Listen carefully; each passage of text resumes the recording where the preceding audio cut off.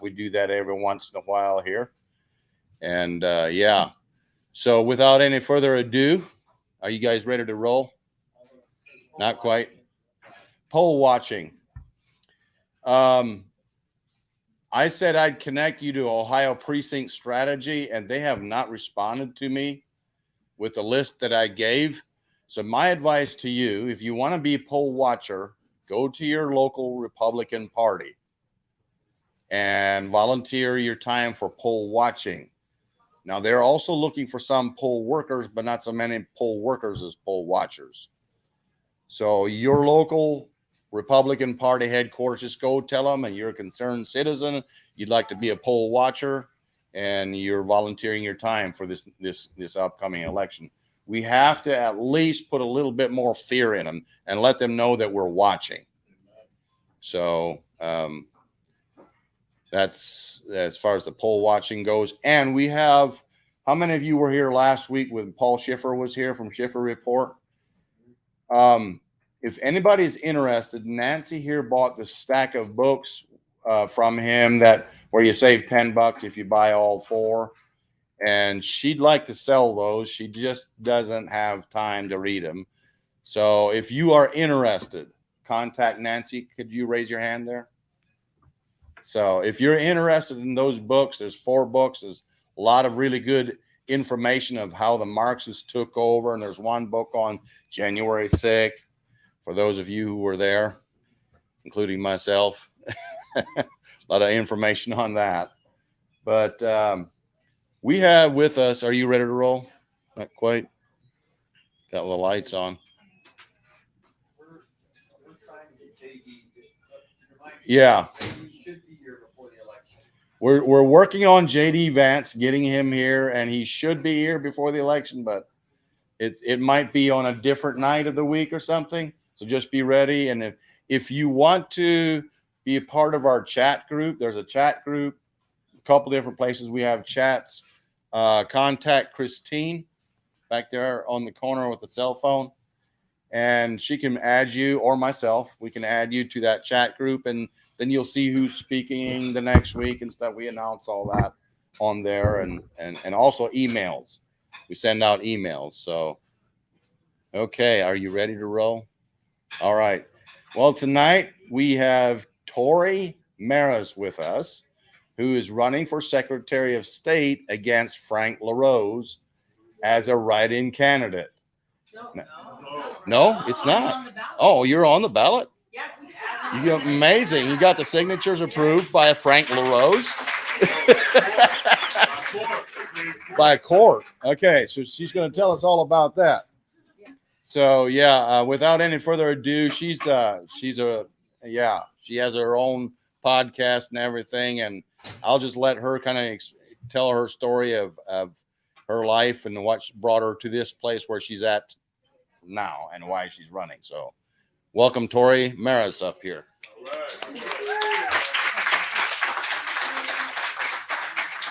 Hi, everybody. I'm just going to empty my pocket. Cigarettes, tissues, and one phone. I have a friend in the hospital, so this is the only phone they'll call.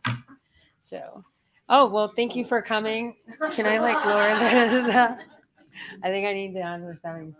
Okay. Well, thank you for coming. And like you said, yeah, I actually did get on the ballot. And, I have to say that I now understand why the people of the United States feel so neutered. Am I on? Oh, okay. Why the people of the United States feel so neutered. And that's because there is no avenue for a non-politician to run. See, there is a difference between a politician and a statesman.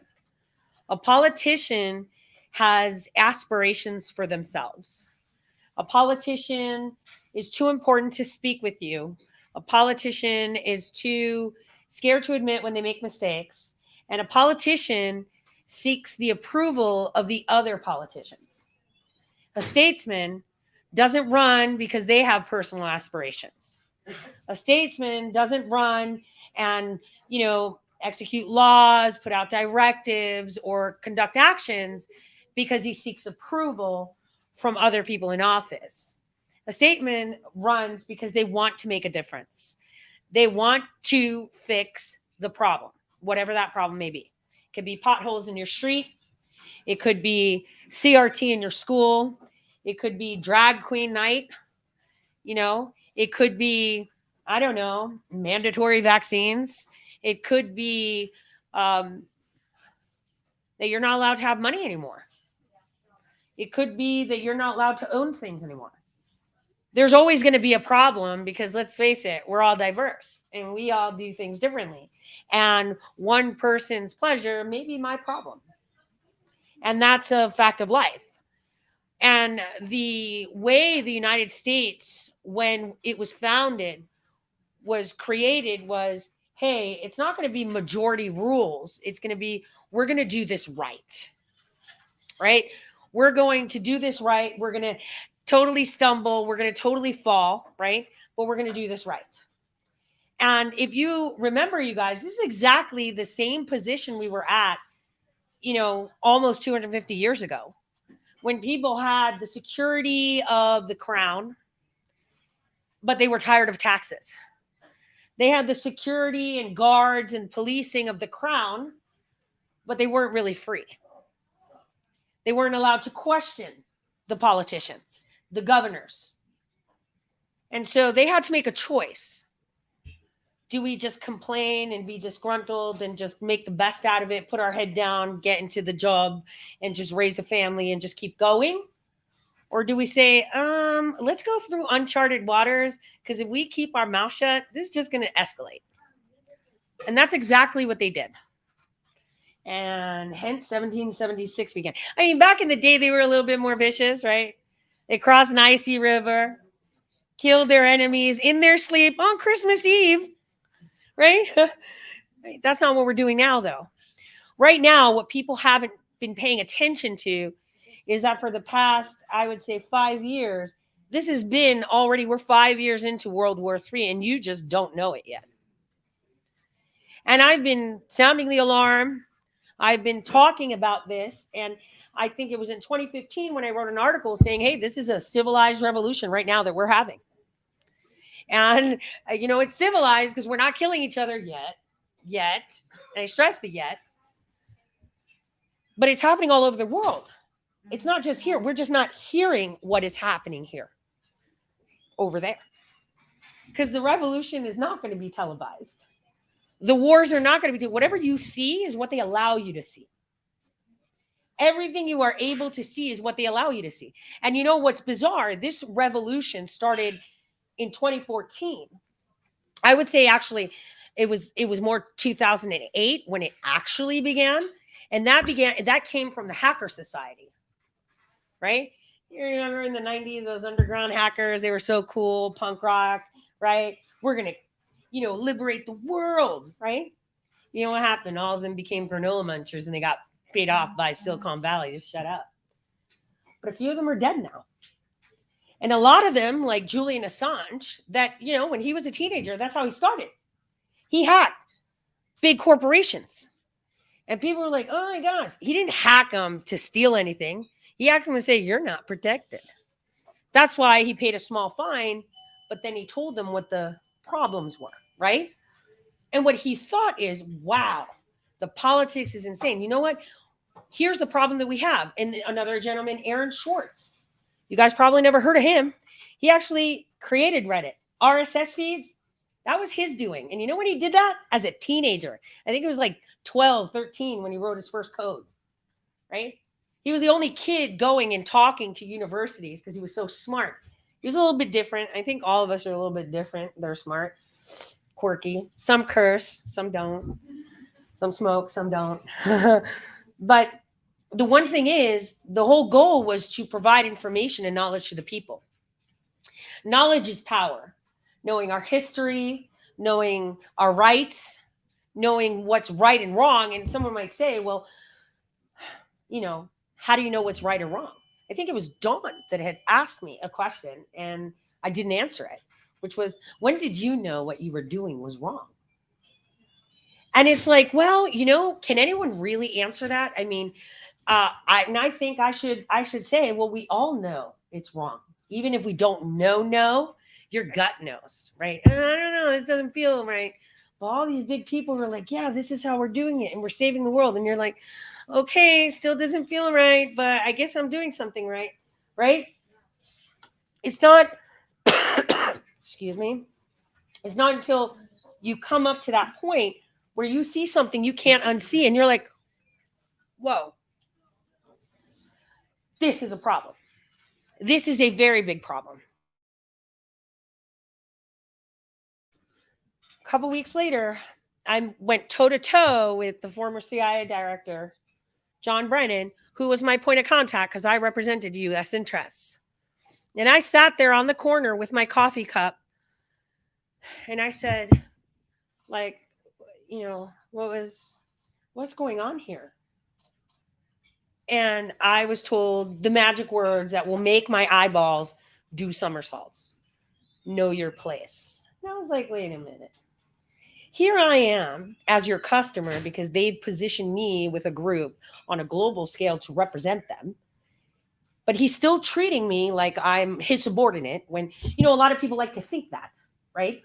Because I was younger and I was trained, but I wasn't, right? I was the median. You guys have you guys ever seen Nigel Farage talk?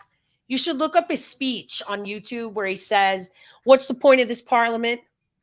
Because whatever we do in here doesn't matter because there's people with no faces, no names on doors, right? Judges we've never heard of, groups we've never seen that make the decisions for us.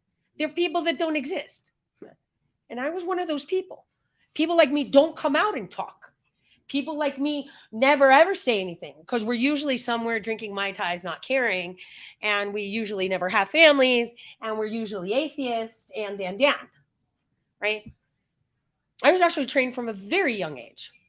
Grabbed by one of those gifted programs, and everyone was stroking my ego as a kid. And they said all the right things to make me feel like I had a place in this world because nothing made sense to me because I thought everybody was stupid. I was like, what is this? I saw things differently because I saw things in numbers. I'm good at math. And so this is where I was. And this is where my foundation stand. Truth dispels everything. And one thing I've learned, and I even said that to my dad when I was a kid, Dad, I think I'm going to be infamous. And this is like me, 7, 8 years old. He's like, what do you mean? You mean famous? I was like, no one's going to like me because I'm going to rip off the Band-Aid. I'm going to tell people the truth. He goes, everybody loves the truth. I was like, come on. It was 1985. You should know better than that. Nobody likes the truth. And they're going to hate you and hate you and hate you. Because we don't like being told that, hey, you're not sitting on a chair. Everything that we have been told is a lie. Every structure, everything we see is fake. If you're seeing it, they let you see it. When COVID happened, do you know where it started? On TikTok. You were seeing bodies being dragged into burners and setting people on fire, right? I trace the origins of COVID. And when I say this, I'm not saying the virus, the aerosolized or whatever you want to call it. I'm talking the infodemic of COVID. Because this is what we have been living is an infodemic. It's not a pandemic. It's an infodemic. They've sealed their papers for 75 years. They're forcing you to do this. Now they're trying to tell you that, if you don't get the polio vaccine, because this is coming. They've already started. Everybody needs to get the polio vaccine. Oh, why? I already got one. I don't need one. Oh, no. You need it because if not, everybody gets it and someone's unvaccinated and they get it, they're going to be spitting out new strains and they're a biohazard. Huh? And suddenly, the people that live in fear, the Karens with the masks that said you should die because you don't, they unperson you and you are worth nothing. Now, someone might say, well, you're here to talk about Secretary of State. I am. What did your Secretary of State do? He wore double masks. He mandated vaccines. He didn't stand up for the people of Ohio and say, hey, we have Article 1, Section 21. And you know, the weird thing is I was talking with my lawyer who helped on this bill, right? And I was like, are you insane? No, this is too concise. Rule number one, those that are John Birch fans and love the Constitution should know this. If it's not explicitly stated, then all the rights belong to you. When you explicitly say, our Article 1, Section 21, and I'm the one that everyone learned it was there. Every person that ran that talked about it heard it from me because I filed it in court. And I just lost my case because I'm not allowed to represent my kid. Well, when I'm done with this lawsuit that I'm filing, that's the next one I'm filing. Because I, as a parent, deserve the right to represent my kid. I could have won that case walking down Cakewalk in the park, but that wasn't the fight I wanted to fight at that moment. The fight I wanted to fight is, I'm a mom. I should say if my kid needs to wear a slave mask. I should be the one that says what goes in her body, and I should be able to represent her because you expect me to pay her bills. You expect me to clothe her and feed her, but you're telling me that I can't control what goes in her and on her face? That doesn't make sense. I'm held responsible if I don't do the other things, but suddenly I'm okay with the others. We have to learn which fights we fight. Whatever people say, I know what fights I fight. And so when I said Article 1, Section 21, it's so broad, don't ever change it. Because if you make a law that specifies less than that, like, let's make a law that says no flu vaccines. Then Article 1, Section 21 doesn't mean shit anymore. It just means a flu vaccine. It's not a flu vaccine. This is now a therapeutic by the mouth. This is now an anal probe by Captain Hook. But Article 1, Section 21, but you specified it here. I'm sorry. Yeah, that right's gone now.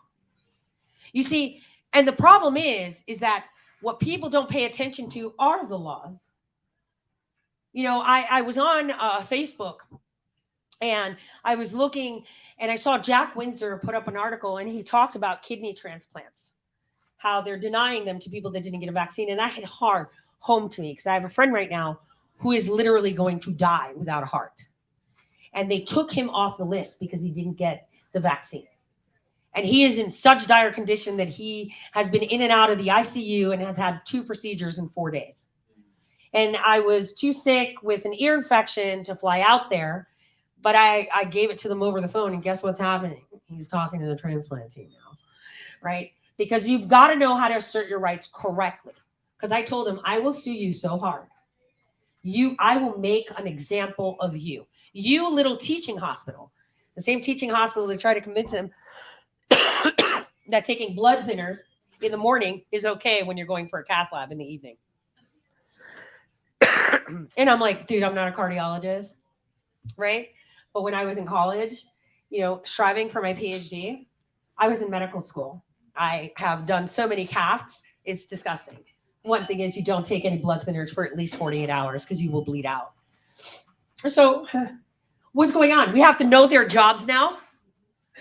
Yes, unfortunately we do. And how are we going to know them if they're sequestering all the knowledge and telling us, just look over here. Don't look over there. I'm of authority. All of you should revisit the Milgram experiment where people came and did atrocious things to other people only because the person who spoke was that of authority. And why? Because they had a white coat and said they were professor. And it's like, okay, good enough for me. I didn't kill the person. He told me to. It's like, sure, that makes you just totally. That's what the Nazi said. I just turned the knob, but I just did what I was told. So the Secretary of State, did he just do what he was told? He was elected by the people to do 2 things, right? Make sure businesses are run appropriately and that your voice counts. He failed on both of those.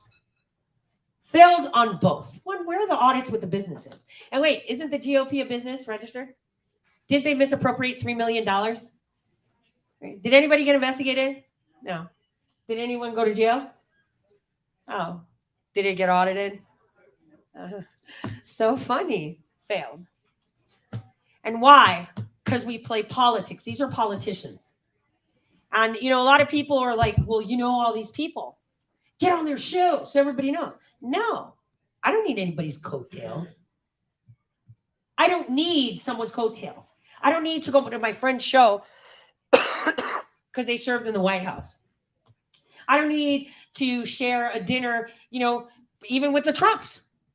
Do I need to go eat with them so someone says that I'm somebody? Is this where we're reducing ourselves to? That you have to eat with someone to, thank you, that you have to eat with someone in order to be important? Or maybe is it taking a selfie, right? What is it? What makes you important is that you know where your feet stand and that you stand firm in your convictions and in what you say. And when you make your mistakes, you're like, yeah, I totally messed up. Totally. And I'm fine with it. Tell me when you haven't.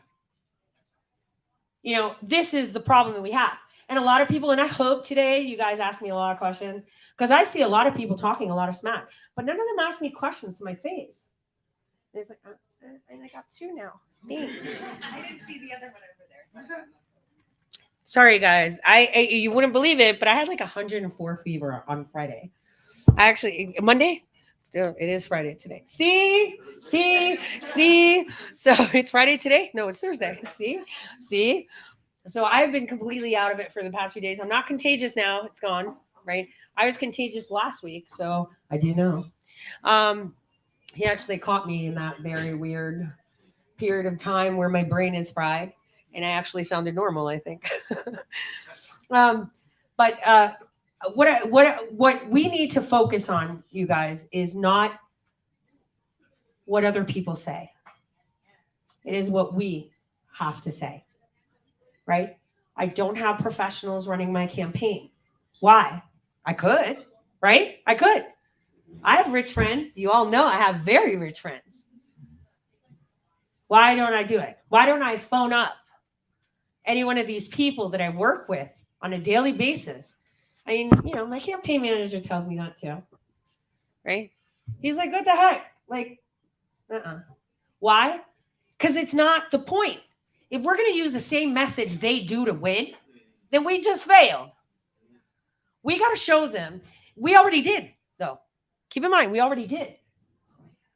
This is the first time in the state of Ohio that an independent has successfully been added to an election ballot. And we actually made history, okay? And remember, they broke the law the first time to keep me off the GOP ballot, right? Because I thought if I get on the GOP ballot, they knew they were screwed if I was.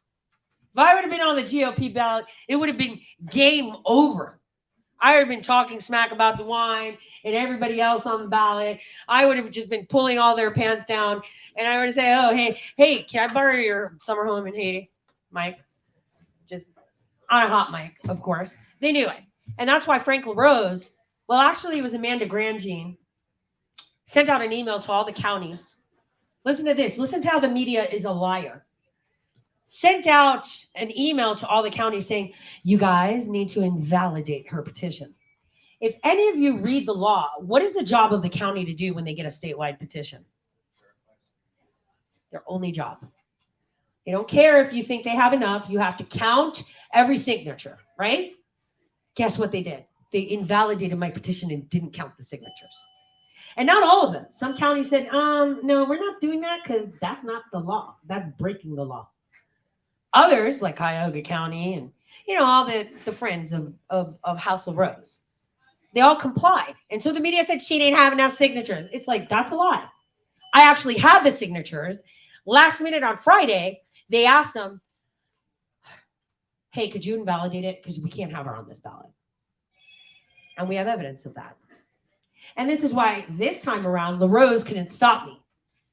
In 28 days, 28, how many independents or any other person ran to get 5,000 signatures and took years and months to do it? We got it in 28 days. We had way more than 5,000, right? Way more than 5,000. And they had taken it down to a level because they conspired. Don't worry, here's what we're going to do. The date's on Saturday, 5 minutes before the clock is out. We're going to have someone protest it. And she can't say anything. Because we were already on top of it, telling her, hey, why'd you delete that one, that one, that one, that one? And they wouldn't answer. because we were already on top of it. And the expiration was at the end of July, right? And so what happened? That's exactly what they did. And it wasn't BIS. They had a whole law firm working with those counties to find some signatures to throw out. So they said 65. By the time they got to evidence, they said 54. By the time it got into this kangaroo hearing that was ridiculous, like that guy shouldn't even be a judge. Wasn't he caught with like 50 grand and getting like side bonuses and stuff? Like, shouldn't he be like debenched? Like, he didn't allow me to, he said, oh, the witness doesn't have to testify. Oh, I'm sorry. But the rules are the witness has to testify to say how he knows of this. No, that's okay. I'm going to allow his lawyers to do it. Oh, we found objection. Who's we? Isn't it that one qualified elector? They set it up so bad that they got down to 18 signatures. And then LaRose wanted to be graceful. Oh, I'm just going to knock off. It's 17. So I'm going to side with the judge. And it's like, oh, I'm sorry. I'm not taking that. And so we went to court. And you know what Pat DeWine and Fisher did? Oh, her affidavit wasn't perfect. And you know where I was? I was in New York working on the J6 stuff, right? And I couldn't find a notary. And I did it online with an Ohio notary that I've done before. That's qualified in the state of Ohio. And they wanted to challenge the notary. Read the documents. Nobody reads anymore. They just look at what the media says and they just, oh, it's true. Nobody reads. Because if you look at it, you'd be like, oh my gosh, this is like, so they stopped me twice and I still fucking won. Okay, you know why? Because that's what you have to do. You do not roll over. When I was under attack as a whistleblower in 2017, you know, I was approached by very big people and they said, here, you just sign this, pay us a $500 fine, and it all goes away. All of it. We'll leave you alone. You just hand over your contacts and how you got in with the Trump campaign, the Trump administration to get this going, and you're good. And you know what I said? No, that's not happening. We're going to open up an investigation. I said, okay. And you're going to give it to us. I was like, no, I'm not. You don't have the right to, frisk me because you feel like it. Right? I know my rights. I'd rather burn standing up rather than bend my knee to you. Because I know I'm right and you're wrong. And you could do whatever you want. I don't care. And guess what? Well, I lost. Not the war, the battle. Because the war, I actually won it. The guy's dead. He killed himself. The day he was getting indicted. The thing is, God takes care of your enemies. If he's with you, no one can be against you, no matter what they do. And demons can't even utter your name. I say this to you with full faith because I have been through hell. I would never wish anyone to go through situations I've been through and through predicaments of my life, choices I've made. Sometimes I look back and I'm like, how am I alive? Oh my God, how stupid was I? How did I live through that? There's just sometimes, and I'm not talking about work-wise, I'm talking like personal-wise. Like, I'm in this strange country in India, right? And I'm like, oh, I'm just going to get out of the hotel and no one's going to know. And I'm just going to walk around. And it's like, oh my God, I was in like the worst place ever, and I didn't know then. And it's like, but I came out alive and, I was fine. We do things sometimes that don't make sense. But when you look at them backwards, all the dots connect and they make sense. And if you guys stand still right now and look at all the dots backwards to about 2012, it will all make sense. And it's not a conspiracy, it's fact. Was simply the accelerant. This was embers, and he was just like gasoline on it, just. And it's like, so some people totally embrace that flame and say, wait a minute, what's going on here? Why are they doing this to this guy? What is going on? Okay, he's a little bit rough around the edges. Okay, he says things that politicians shouldn't. And then the question is,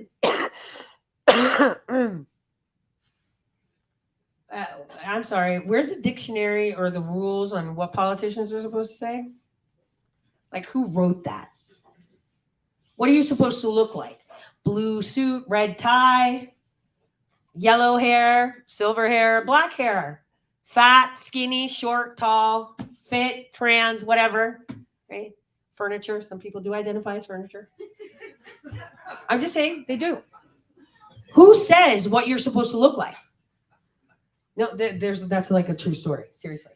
And I'm not talking about transgenders because that's a real thing. I know a lot of people like to mock it, but it's actually a big struggle. I just want you to sit back for a second and think, right? Think. Put all your just prejudices aside.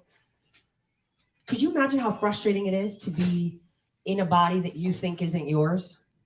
Or just hypothetically, right? That's a demon you would not like to enthrall with, right? Kind of like the demon of me and cigarettes. It's not. We're just going to be friends. It's over. Like, I want it as my friend. There are certain crosses that all of us bear, and we should keep that mindful, right? So when I say identify, I'm talking about the people that say that they identify as furniture or babies. I mean, I want to identify as a retiree and start collecting my Social Security, but no one's accepting that. I don't know why I can't identify as 65 if someone can identify as 4. I guess you can only get younger.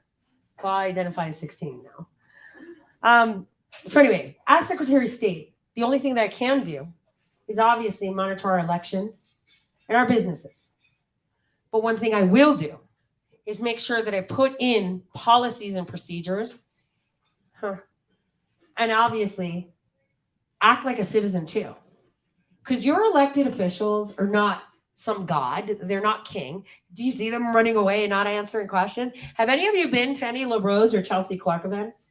We don't waste our time.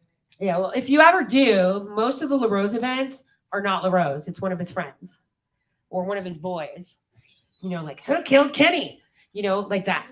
You know, the little trolls that you have on South Park going around. Like it's not Cartman that you're coming to see. You're going to come and see Kenny or Butters or Tweak, right? You get the characters. He won't even entertain you unless it's a room of 1,000 people and he can show that he's important. Or if it's someone from Trump's administration that he can beg for a public endorsement again. They won't even give you their time because they have no spine. They go with what it is. LaRose wore 2 masks, allowed businesses to tell you can't shop, allowed businesses to tell you you're fired because you're not vaccinated, allowed hospitals to tell you can't come in without a mask. I won't see you without a vaccine. He allowed private companies that have taken over our schools tell you that you can't participate in sports, even though we pay with our tax dollars because you chose not to take a vaccine. Okay. Tell me how he couldn't have made a difference. He could have made a difference, right? See, one, it takes only 1 drop to make that cup overfill. And so far, Ohio, we've already made history. And the Secretary of State, I'm going to tell you, I'm going to be such a big drop. I mean, what is that maneuver they do in pools when they jump and then they like crunch to get all the water out? That's what I'm going to be. It's going to be like the pool is going to be empty. It's going to be totally empty because I'm going to start from day one. From day one. Day one, I'm removing our systems off the .gov. Do you know what that is? 2019, you know what LaRose did as the first state in the nation? He handed over all our tech IPs to the Department of Homeland Security. That means everything you do, everything you say on any network, .gov, ohio.gov, is now owned, mined, and monitored by the federal government. There is no separation of state and executive. No separation of federal government and state government anymore as far as cyber is concerned. And you can look that up. He did that. And this is why on September 19th, after everyone sent all those requests, he invoked an article. He put out a directive saying, you counties don't have to give him this information based on this law. Did you guys look up that law by any chance if you saw that directive? Do you know what it was about? School shootings and guns on campus. But you know what he cited? A specific little line that says, national security. That's because if they gave you that information, you would find out who monitors all our election data, who observes it, stores it, mines it, collates it, does everything with it, and does whatever they want with it. Department of Homeland Security. And did you also know that your legislature violated the Constitution by allowing LaRose to also be a federal agent? They passed a specific law just for him that he can be DHS advisor. Oh, and guess what? For the thought police part too. You know, the misinformation police? Yeah, he spearheads that. And the ALEC system that you've all heard of. He spearheads that too. And he's brought in VOTEM to Ohio because guess what Ohio is going to be doing for us? You're going to be voting on the internet. And you know how I know that? Because everyone is misinformed. And you're not going to believe it. Because when I saw people talking online, I saw this lady and I responded to her. She said, well, DeWine did that. He canceled our primaries in 2020. And I was like, DeWine didn't do that. Do you know who did that? Your state legislators. See, you don't even look at their bills. Because as Americans, we've now learned, thanks to President Trump, that when they pass a bill, they stuff it with pork, right? They put some pork in it. You heard him say it, right? Do you know what that is? Hey, COVID relief. Everybody needs this for like this and that and this and that. Oh, and we're going to send $3 million because it's definitely important during COVID to examine minnows off the coast of Oman. And send money to Pakistan to help with their gay problem. What, are we building them taller buildings they can throw them off of? Like, I'm not understanding. What does that have to do with COVID? Well, what does a tax bill have to do with we're going to cancel elections under a pandemic? See, as it's talking about taxes, in your own state bill, your legislators put sentences in saying, if there's a pandemic, there's no elections. And everyone's blaming DeWine when you're supposed to be blaming that part-time lawyer that couldn't cut it, so he just went into politics, because that's the majority of the people that are state reps. They're losers that suck at law, and they feel like their ambitions will be better served if they feel important by passing laws. Look at their resumes. All of them were lawyers, and they suck. That's why they're part-time. So this is what they did. You need to pull that. Do we know what that bill number is?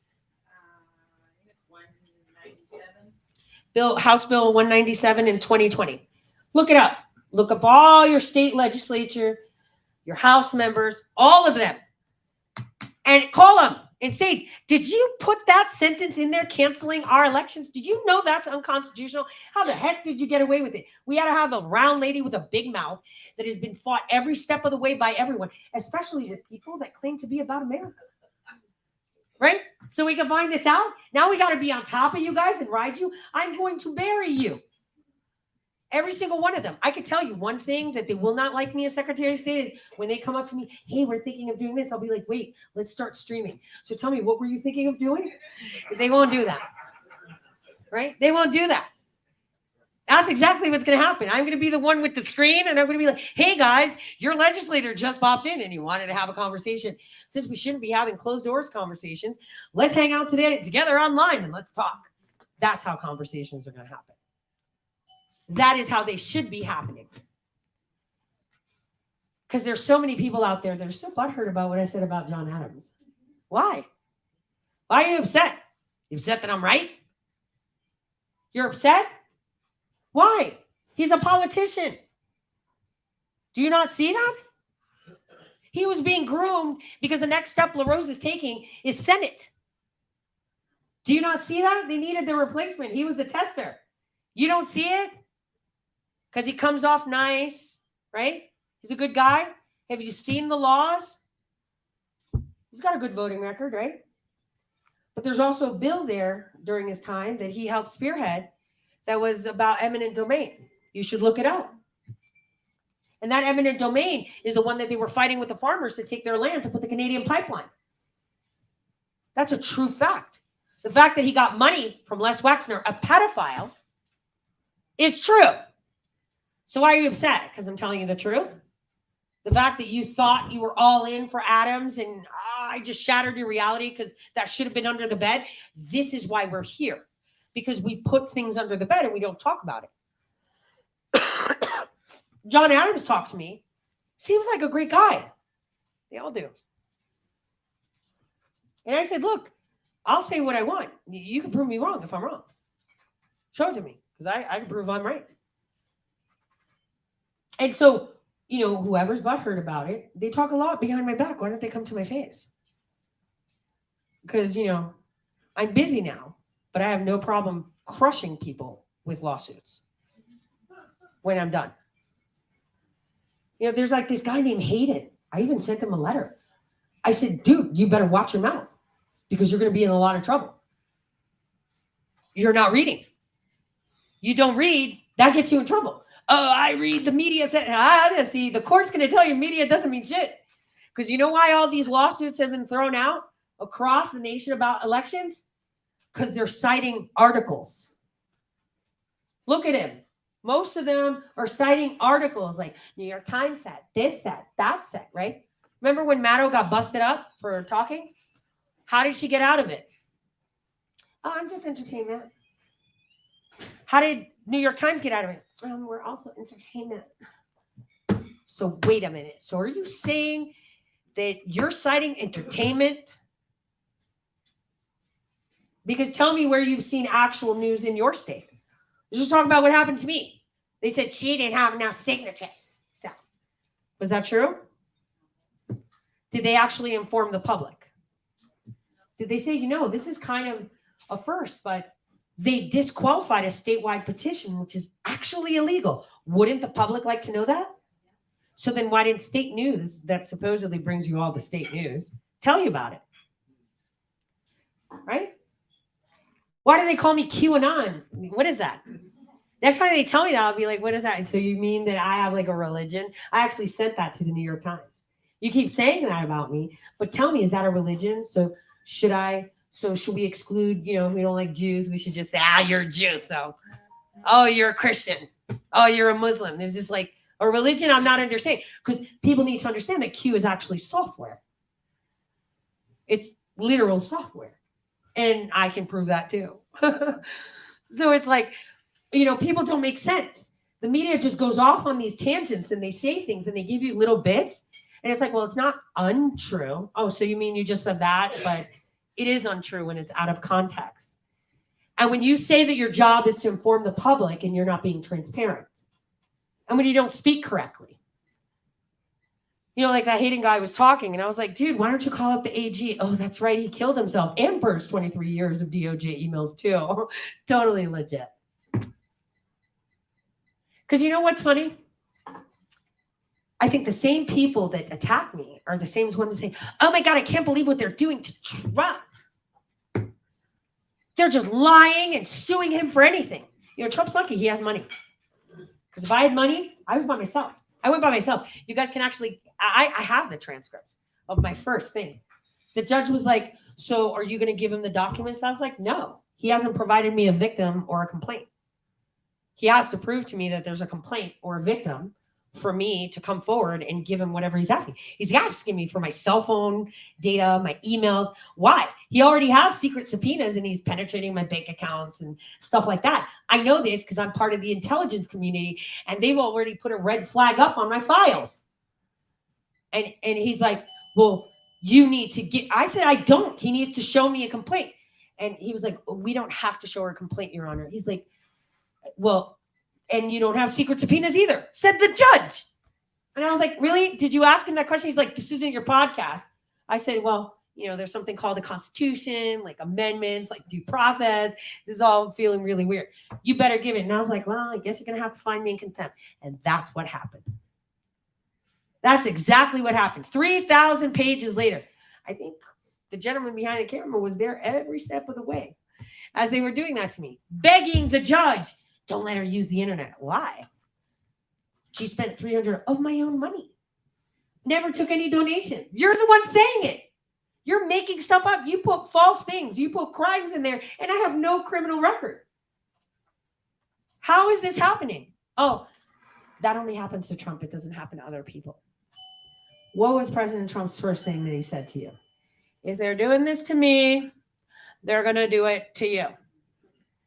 And it's happened before. Phil Haney, well, he's dead now. Julian Assange, do you remember the first charges they brought up against him? Does anybody remember? Oh, that he was a pedophile. Remember that? Sexual assault charges in Sweden? And then they dropped him off, right? Do you remember that? Yeah? Because he already had the goods on that, right? Because these attacks only happen to people that are famous, not regular people. You think if I didn't want to crush you, that I couldn't do this to you if I had the position and power? You know, I would have expected big mouths like that Hayden guy to say, you know what, damn, that chick had zero money, right? She had secret subpoenas on her, and that's all in the lawsuit too. They completely maimed her. They even made public in government records that she has cancer, right? That's a HIPAA violation right there. They put so much stuff, they actually put in crimes that happened against me and my family and tried to say it was me. Then they also put my name, which is all misspelled all over the place, but it's the same damn name. With, instead of Terpsichore Maris and my married name that was Lindemann, it was Terpsichore Maris, Terpsichore Lindemann, Terpsichore Mara Lindemann with a missing S. How the heck is that an alias when it's the same name? And then people are like, which one of her aliases? And it's like, you're stupid. Because it's not like I went from Sally to Jenny to Joe, and it's the same name. You don't have to be a rocket scientist to see it. And what they don't know is that back then, I was actually sending all the documentation to the FBI about China buying up property in North Dakota. When are you hearing about that? Oh, now.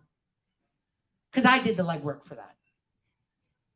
Buying all the property around our missile silos. Or how the governor of North Dakota owns half of Fargo, like literally owns the city. Half of it, like physically. And you know who funded that purchase? China.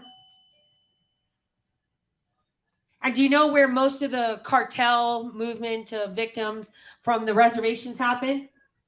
Through North Dakota, facilitated by the State Department and Lutheran Social Services with the blessing of the Attorney General, who his second wife, she left him because she found him raping her son. But nobody wants to talk about that, and I actually have the first complaint that she put down that disappeared. And if you look for their divorce, it happened in Devil's Lake, exactly where the pig farms are, where they would have these weird, wicked things with minors from reservations. And she's never been appearing in court. The Attorney General himself was representing her and him in a divorce. How does that happen? But you know, I'm the shill, right? I'm the bad person.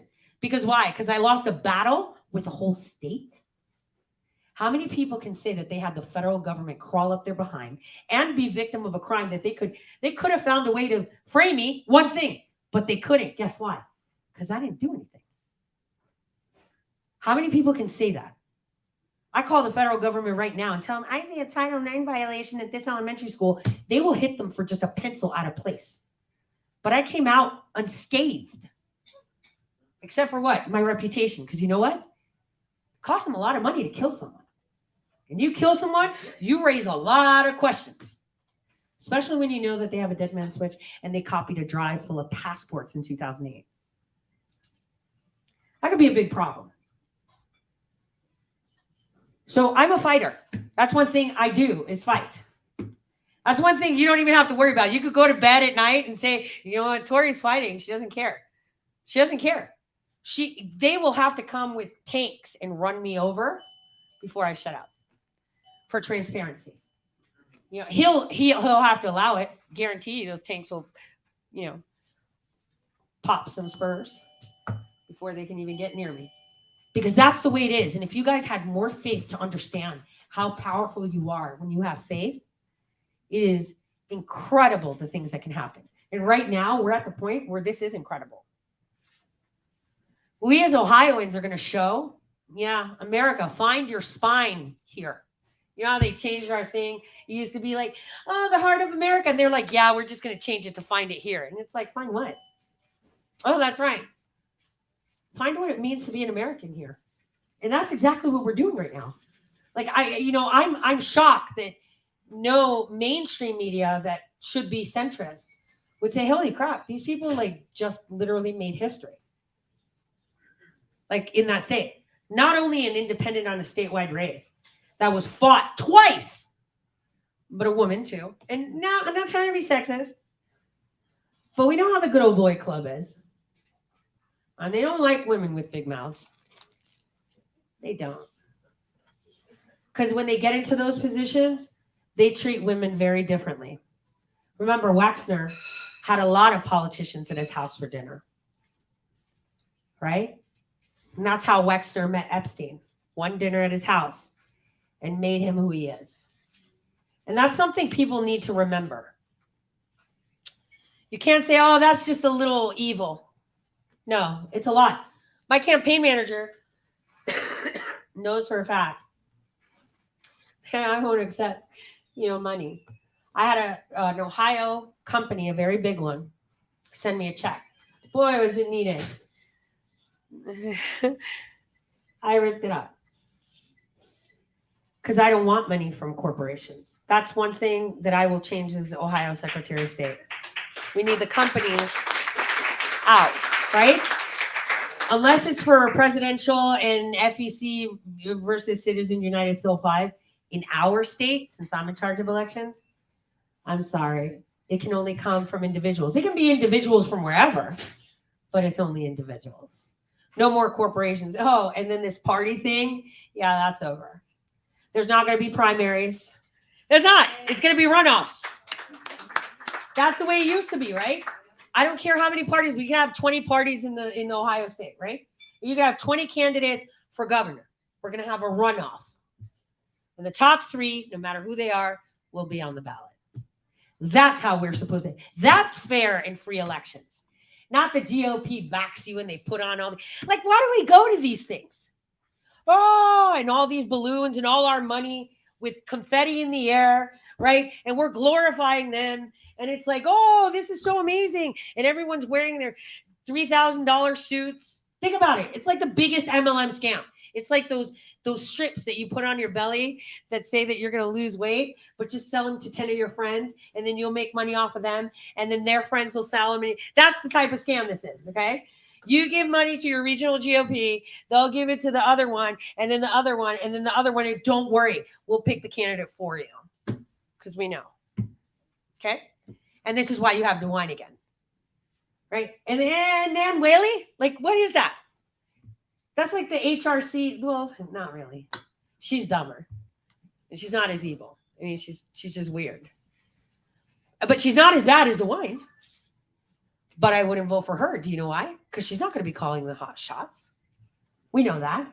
And we know that DeWine doesn't call the shots either. Let's be straight. Because when you're owned by your party tells you what to do. And your party is owned by who? Their donors. You know how everyone used to say, oh, the Koch brothers or this. Nobody talks about the Fonjul brothers. That's so weird. They own 98% of the sugar production. And there's 2 brothers. One funds the Democrats, one funds the Republicans. And you know what else? These guys in the Dominican Republic, they own a hotel. Guess who used to go there with kids all the time from West Palm Beach with his private jet called the Lolita Express? Take a wild one. Yeah, Jeffrey Epstein. And a lot of other politicians. Because the Dominican Republic's airport is like right there and it's owned by the brothers. But I digress. Those are details. You got to see how many sugar companies and energy companies are funding your politicians. This is where we need to stop it. We need to stop it. As Secretary of State, no machines. I'm actually going to have a press conference soon with actual tangible ballots that you can see. I have anti-theft currency grade ballots. I'll have a press conference and have the press see it. Everyone will be welcome to come. I don't know when I'm going to have them in my hands because I'm trying to see how fast I can get 8 million printed. But they're actually, I go to a gas station in the middle of nowhere, right? That still just takes cash. And they got a pen and they could be like, yeah, your bill's legit, right? They could check your 20. But nobody could tell me my ballot's legit. And you know why? Because I got confirmation from LaRose. Oh, don't worry. We're going to send them PDFs of your ballots. And I was like, wait, excuse me? And that's exactly what they do. They print them off. Like, oh, it's okay. No. My vote represents my voice, which is my First Amendment. It should at least have the anti-theft, my gosh, the word counterfeit technology my money has. My voice is more important than money. And it should be that important. Why are we having that? Huh? Why? Why are we okay with this? See, if all of us in Ohio stood up and said, we don't consent to these machines, I'm sorry. Count them with your eyes. You've got eyes, look at the bubbles, that's it.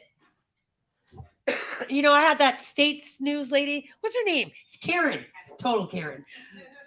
Sorry for the Karens that are named Karen. You know which way I'm using it. Total Karen. She's so dumb. I see her Twitter feeds and I'm like, oh my gosh, she really writes for a living. Like, I know my grammar is horrific, but please. Oh my God. She was like, oh my God. And she expects them to hand count them. And it's like, oh my God, what? Look at paper and see if it's legit or not.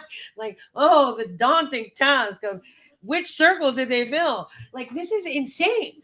Like, we're living in a nightmare and we're on a ride that's spinning and we're like, please, can I get off now? Because this is scary. It is. And I'll tell you what, governor's a great position because you could do a lot of changes, right? Auditor is great because you could audit the crap out of them. But you know what? In North Dakota, my friend Josh that became auditor, he actually audited. Guess what happened to him? You should read the story of Josh, the auditor in North Dakota. I said, hey, can you audit like HHS and stuff? Do you know what he found? They miskeyed $50,000 a month payments. Miskeyed, that was the answer they gave. For one foster kid a month to a family. And then the unaccompanied minors that they would get of migrants, they never updated the information of the minors for years. And guess what happened after that? Legislators wrote a bill saying that the auditor can't audit unless they approve that he can audit. Do you see how corruption works? That's factual. You can look it up. They tied the auditor's hands. Tied them. But a Secretary of State, well, that's a different monster. You could do a lot of corrections, like auditing all elected officials as businesses, every single one of them, because they should be held to a higher standard. Yes or no? It's not targeting them. We as people should allow them. Because people are like, oh my God, you're going to audit the businesses. Guys, I'm not going to send people and tax people in. I'm going to check, is your business really a business? Okay, it is. Is it registered in Delaware? Then it should say registered in another state, not foreign, because that obfuscates the plane. Wait, are you saying that the Islamic Society of blah, blah, blah is registered in Iran? It should say foreign Iran, not every other state and a foreign nation saying foreign. Because that's confusing to the layman. We should be able to have transparency. Wait, are you saying that this is a shell company? It should say file company only on paper. So people know that it's not really a company. It's kind of like Hunter Biden's businesses. He had Hudson West, 1, 2, 3, 4, 5. You know, like Pfizer, who went bankrupt. Do you remember that when they went bankrupt? Do you know what happened? Did they really go bankrupt? No, it was Pfizer number 3 that went bankrupt. But they moved all their assets to Pfizer number 2, so they're good for now. You see, these are scams that rich people do. So as Secretary of State, that's the one thing I'm going to do. So the small businesses don't have to worry.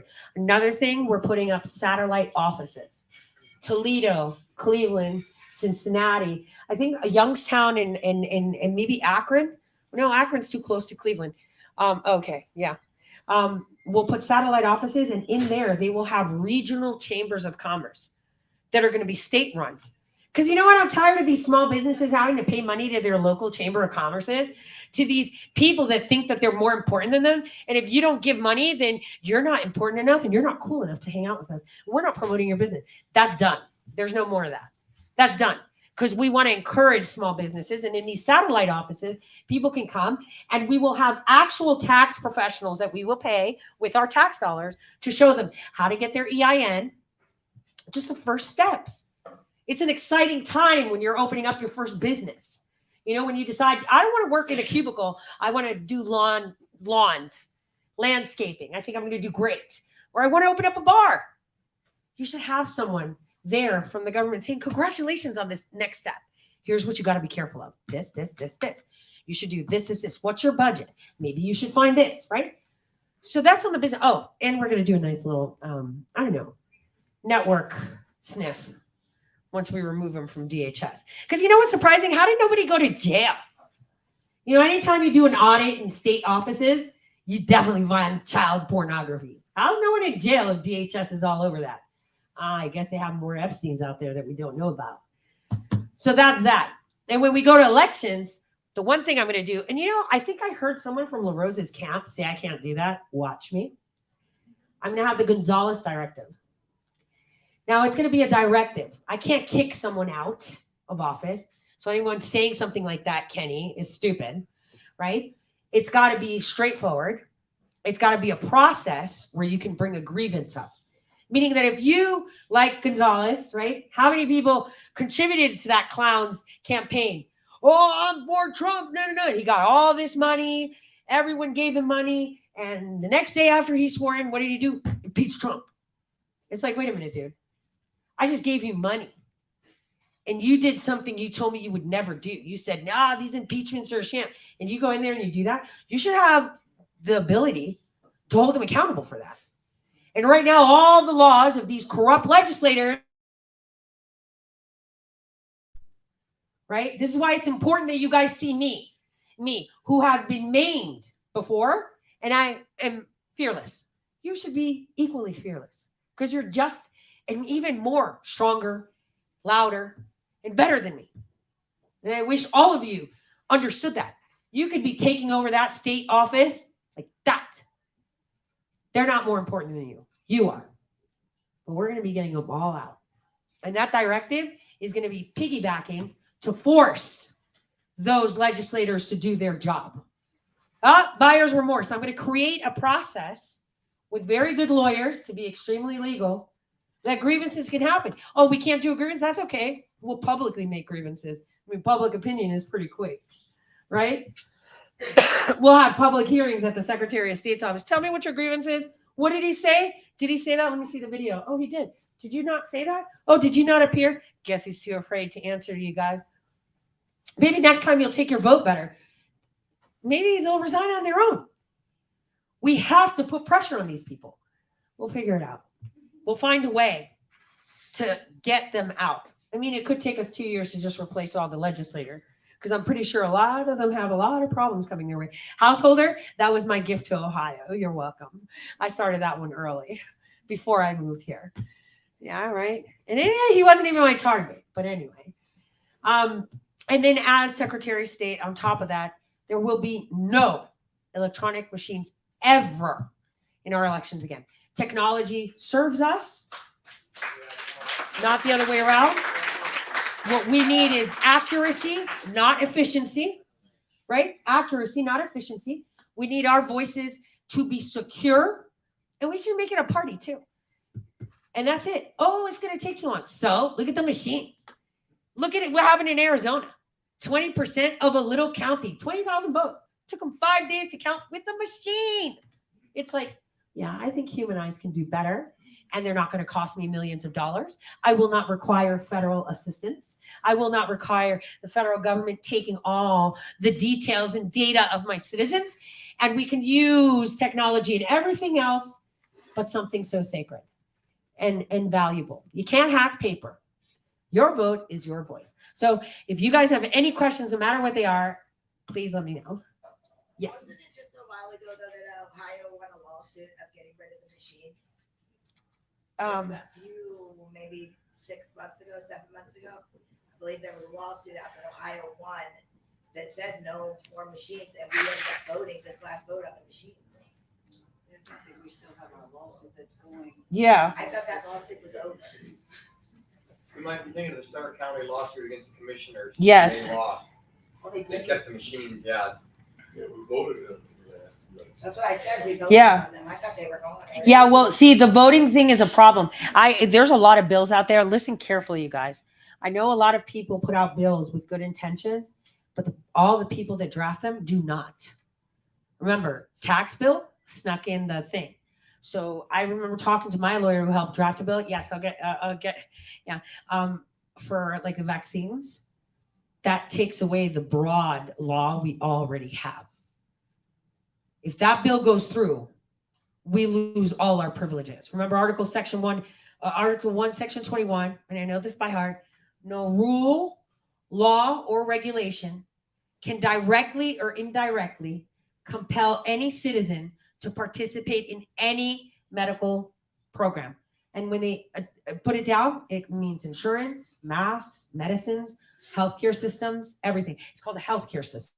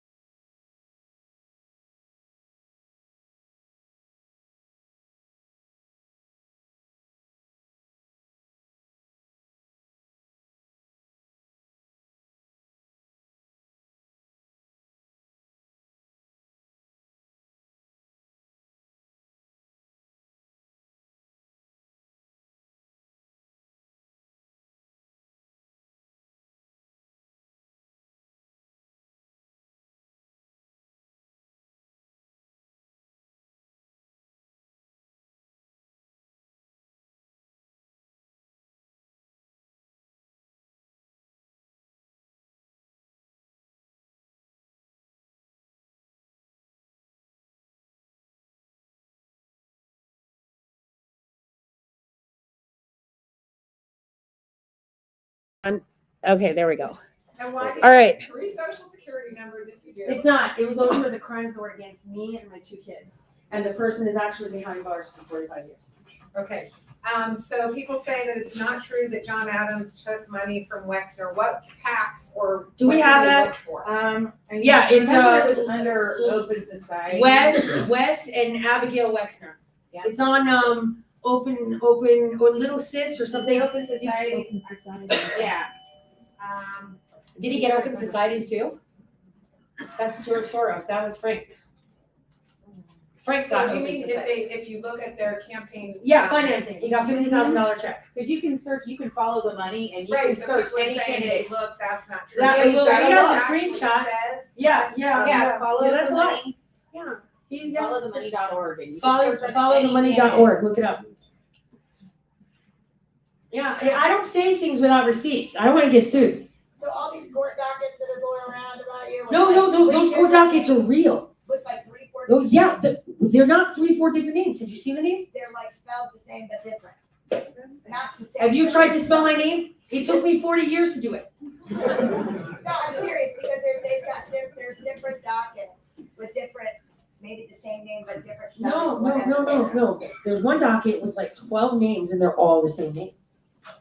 So They're just like misspelled. One's missing an S. Maybe it didn't fit. Some just had my married name. It just sounds dumb. No, I Like, know these social that, security because- numbers, just so you know, they were referring to crimes that happened against me and my children that they were fully aware So of they weren't, and they allowed to happen. so they weren't what you did. No, That's what I'm asking because they're going. exactly. They're shifting around like it's. But something that's you the did. point. That's the point. They knew that when they did it. Well, I needed clarification from you on Yeah. that in order to. Well, the person's behind bars for 45 years and they were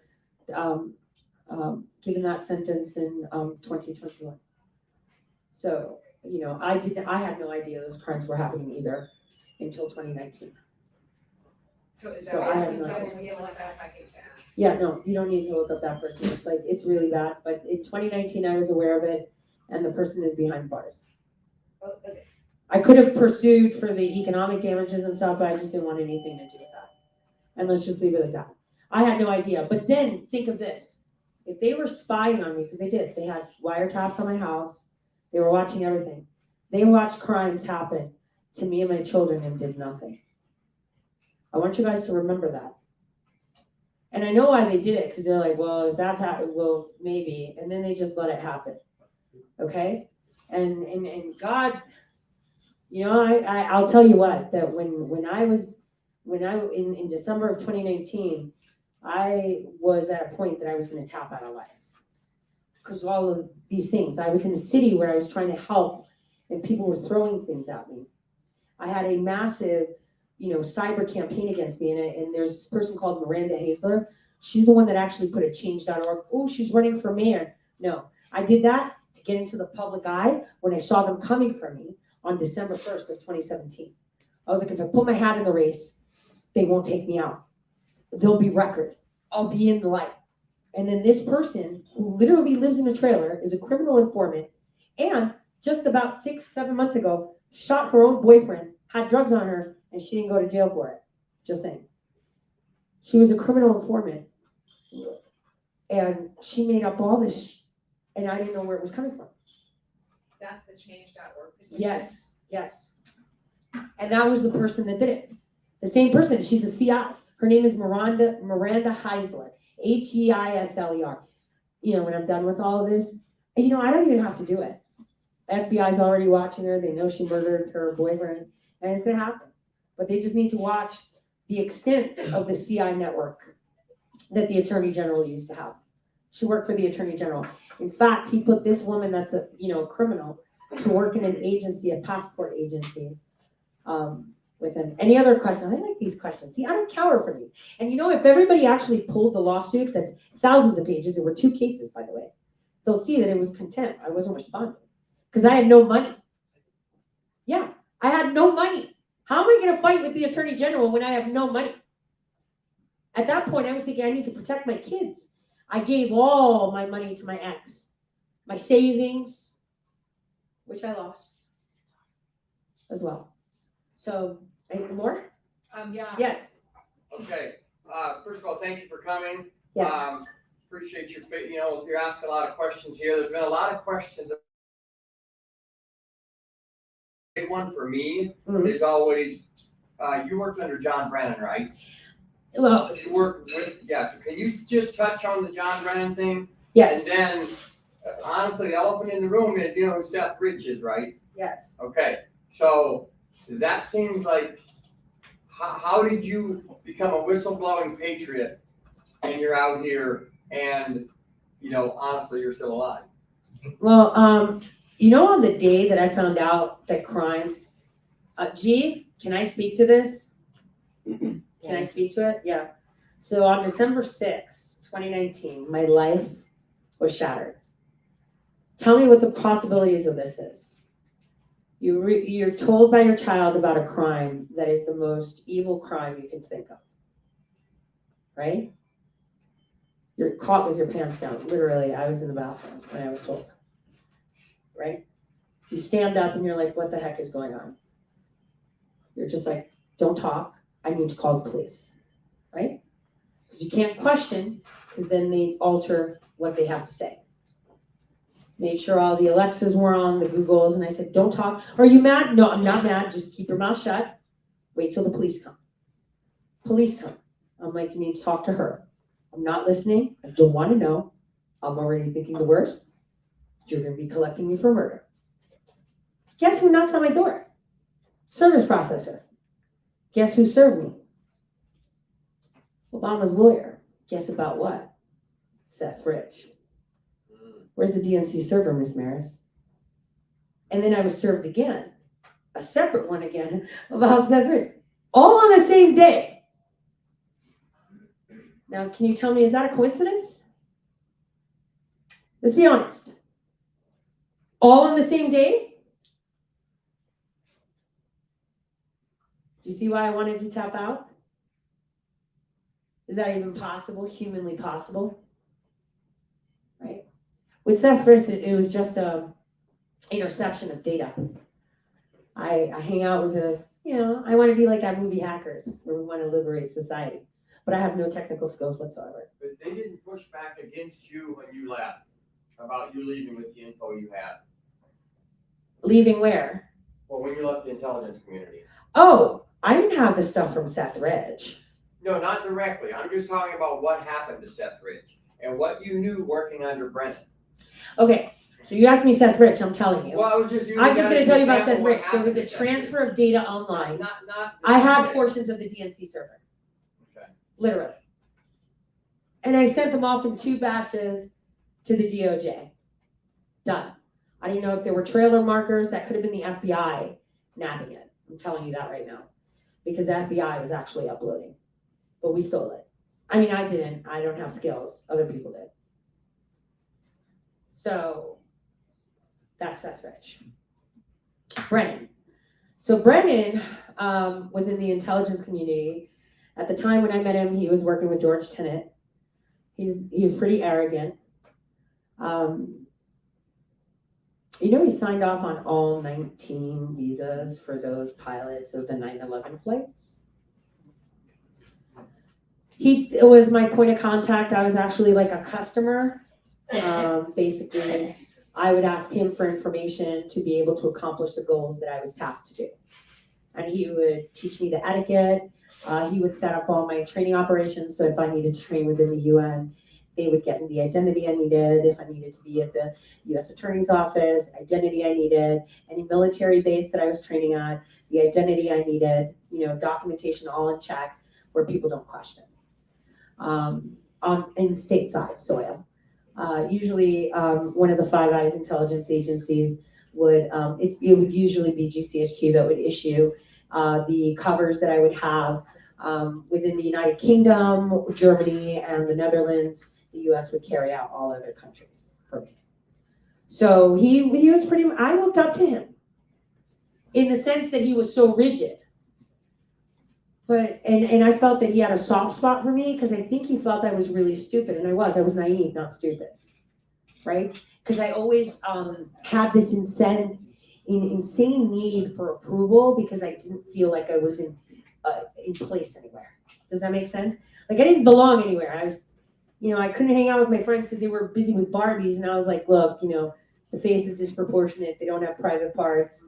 This looks fake. I can't play. And it's like, I was that weird kid, right? That was like, let's talk about physics. Did you know? And they're like, yeah, okay. So I was that nerd. And, he helped me feel like I belong somewhere. So it was really hard when he told me to know my place, because I got to see the side of him like that others had. And it was at that point that I realized, oh, shoot, I shouldn't have said anything. I was so naive to think I could say something, because the assignments they put me on after that were pretty wild. Like, I don't think I was supposed to make it out of those, So that's how I knew him. When I came back stateside in 2008 permanently, my last assignment was to go to the State Department and copy passport data. You guys heard about the TAC hack, where they copied everyone's passport data and Obama's and stuff. I was always very thorough. I always made 2 copies of everything. So I've seen the passport data. I didn't leave with anything from there. If that's what you're asking, I have no tangible. I'm pretty sure they would know if I had anything in my hands. And, I make sure that if I don't want someone to see me online, I can make that happen. Yes. I had a question about the spelling on the current ballot. It's Terpsichore, Tory, Yeah, it's Terpsichore. Terpsichore is like an autocorrect thing. Because I saw my name had changed its spelling when I was overseas, and I was like, what the heck is going on here, right? Must have been someone updating, and it's autocorrect. That's actually a noun spelling. Terpsichore is how it's spelled. It's Terpse, but it also has Tory in the middle, and then Maris, so you can find it, which is kind of cool. It makes it look super ethnic. So I guess I'm going to attract a lot of left votes. I just worried that Tory is like a nickname, and they might try to weasel that in as a disqualification when you win. Well, they asked me how I want my name to show up. So they can't put it, because Tory is how they know me, because it's the first letter and the last 3 letters of my name. So you just put it together so it's easier.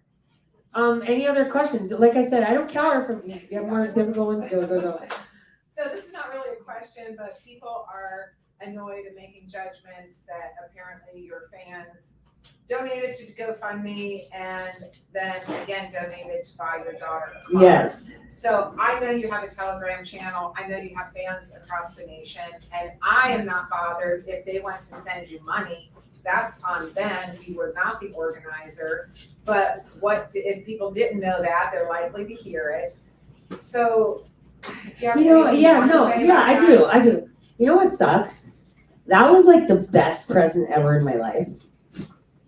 Like, I think I was on the phone or on a show with a friend, and someone sent me a picture, and I bawled. I think even today, like, I'm tearing up thinking about it. All my life, I never had anything like that. No one's been able to surprise me. Remember, I was a spy, right? And it was something that I didn't expect, because I don't feel like I deserved it. I've destroyed nations around the world. Well, not personally, but, well, yeah. I mean, I helped. I started it, right?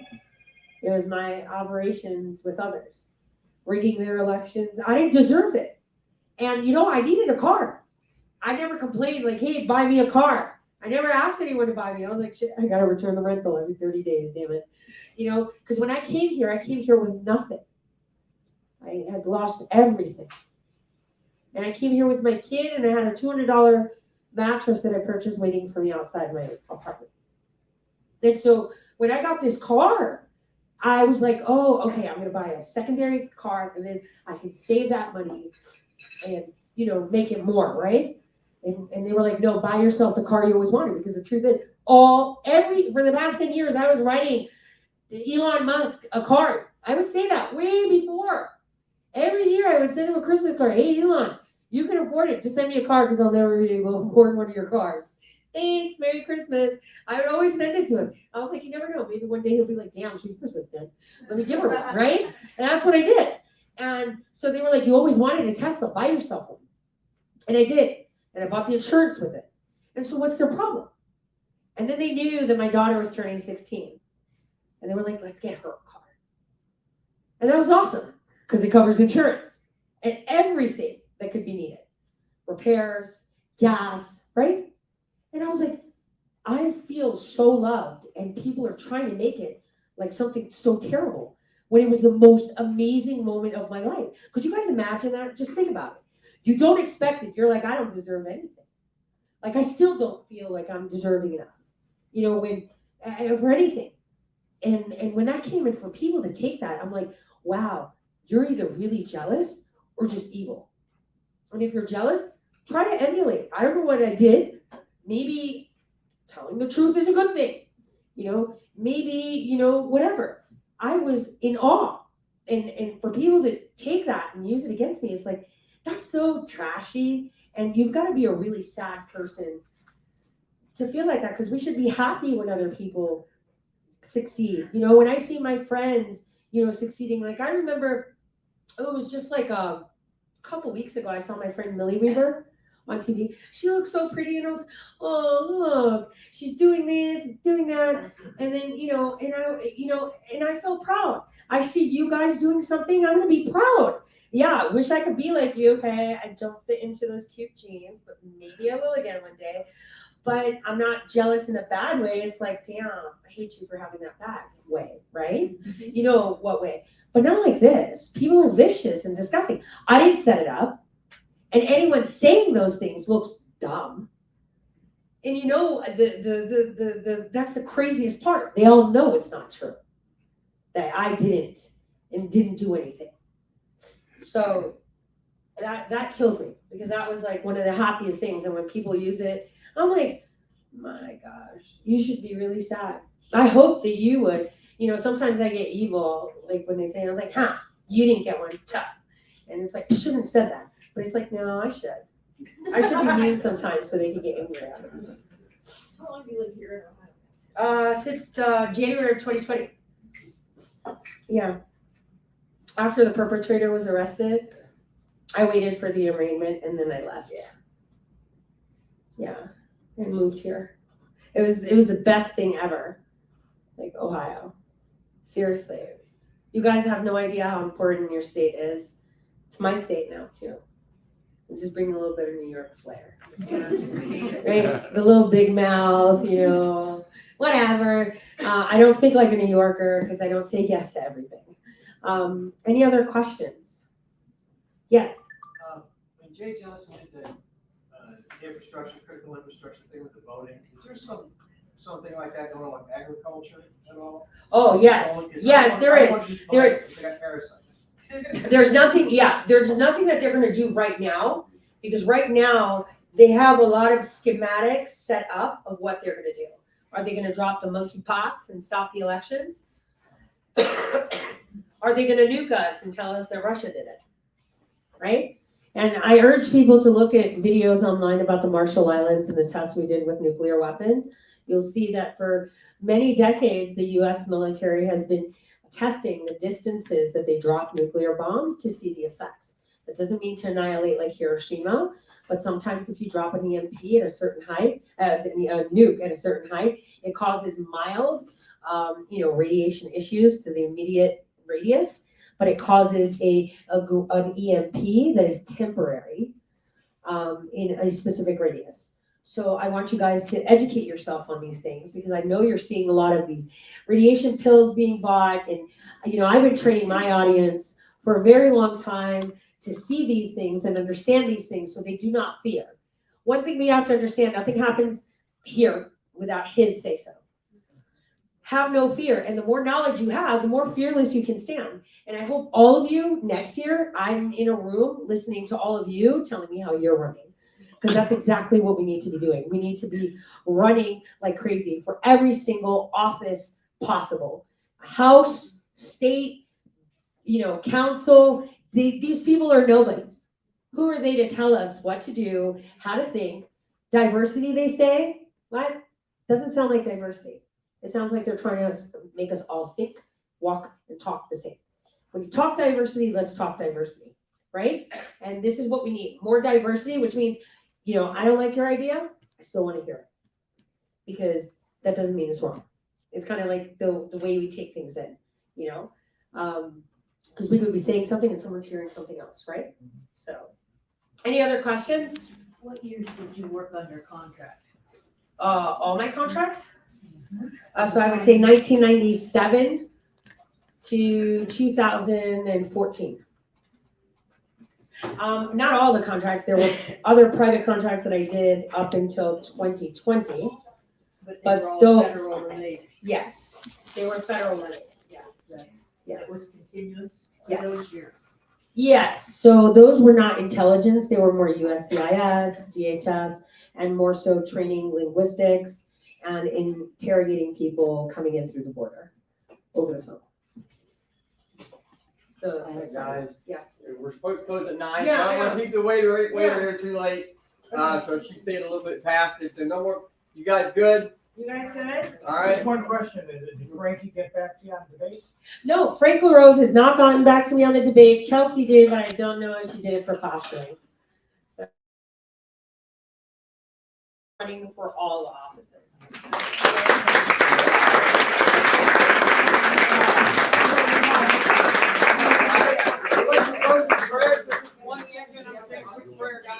We start that way and we end that way. So thank you, Lord, for this beautiful evening, the opportunity to gather here and stand together and fight for the freedoms in our state. We love you. We love each and every one that you placed in our lives. So keep us safe as we go home. Be with Tori in the campaign and guard and protect her as she goes forward and give her courage to speak the truth that you put in her heart. In Jesus' name, amen. Amen. By the way, we did hear back from the guy, what's Jeffrey Rapp. Jeffrey Rapp, who's going to be speaking next week on medicinal plants. These are plants you can find in your own backyard. Did I do okay? Ohio. Did I do okay? Yes. The title will be Ohio's Herbal Apothecary. Okay.